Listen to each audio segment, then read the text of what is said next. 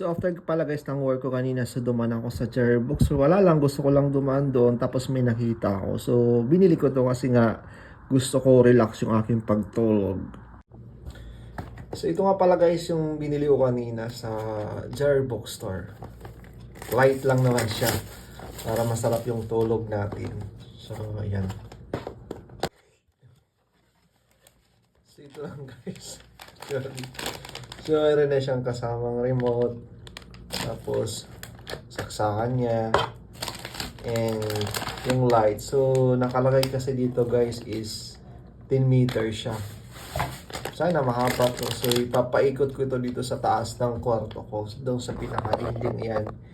Iikot ko yan para naman pag natulog tayo, relax na relax tayo. So tara, let's lalagay na natin guys. So bali guys, nahirapan pala ako dito maglagay kasi nga buhos buhay ang ginawa ko dito kasi sobrang taas guys. So pinatong ko lang sa table talaga. So ayan, nailagay ko na guys.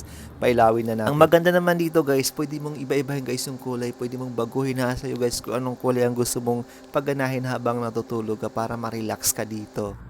So yung maganda naman dito guys, pag nag-music tayo, mag-iigaw siya.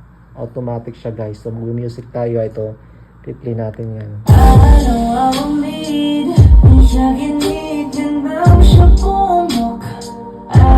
Tapos papatayin natin guys. Sobrang mura lang kasi guys kaya binili ko, sayang naman kasi. So 2 piraso lang kasi nakalagay doon. So binili ko ng 1 piraso. Syempre pwede tayong sumayaw dito guys habang nagpapatugtog tayo ng disco. Kasi nga guys, para ka na rin nasa Paddy's Point dito kasi yung kulay nag-iiba-iba talaga, automatic siya. Thanks so much.